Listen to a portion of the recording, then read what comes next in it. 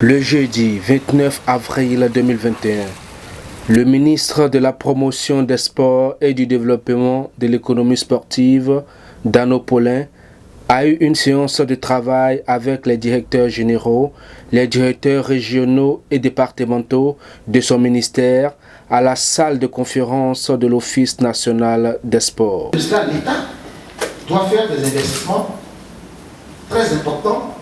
Donc voilà, en gros, l'État va dépenser autour de 800 milliards pour doter notre pays d'infrastructures pour le cadre de la CAN 2023. En même temps, jamais dans l'histoire de notre pays, on a autant investi dans les infrastructures sportives. Jamais.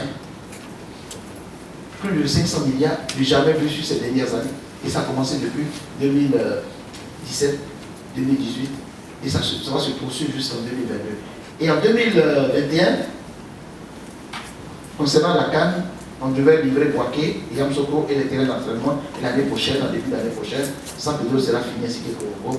Et à Abidjan, on a pris un peu de retard avec Sadio Boigny. On pense qu'on aura terminé cela en fin 2022.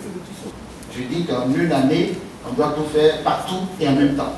Et on a évalué, on a travaillé là-dessus avec l'ONS, avec vous-même. On vous a demandé de retrouver les terrains dans les communes, dans les villes. On a fait toutes ces études techniques avec les services compétents de l'ONS. On a évalué, parce que ce n'est pas seulement des terrains de foot.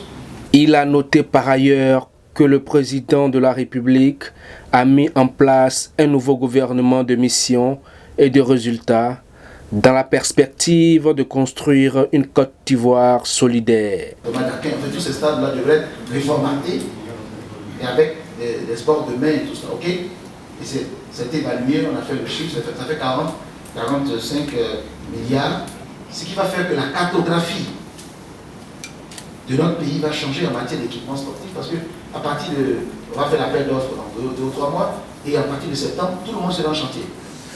Donc il n'y aura pas seulement la CAN, mais il y aura des infrastructures dans toutes les villes et communes de Côte d'Ivoire, depuis les capitales régionales, départementales, et même certaines communes sous-préfectorales.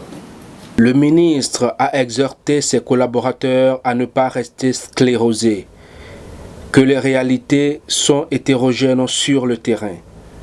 Le sport doit avoir une nouvelle vocation, qu'il était primordial de faire une corrélation entre le sport et l'éducation populaire, que leur devoir est d'agir en fonction des spécificités et que le gouvernement est prêt à les soutenir.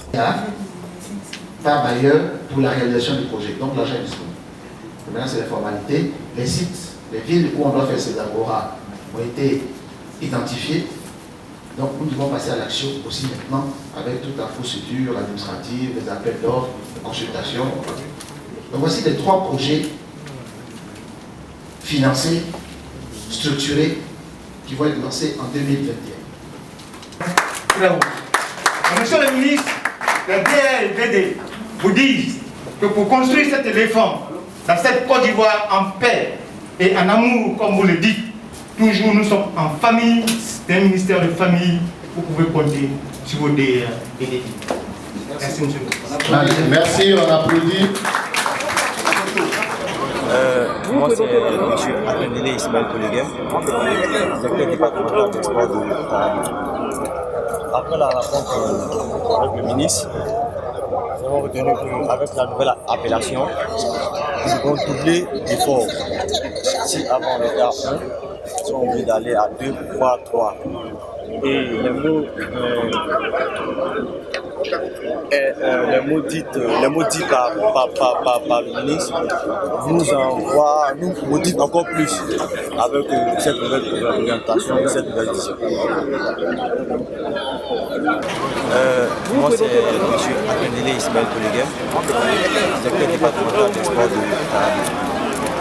Après la rencontre avec le ministre, nous avons retenu qu'avec la nouvelle appellation, nous devons doubler l'effort. Si avant on était à 1, nous sommes obligés d'aller à 2, 3, 3.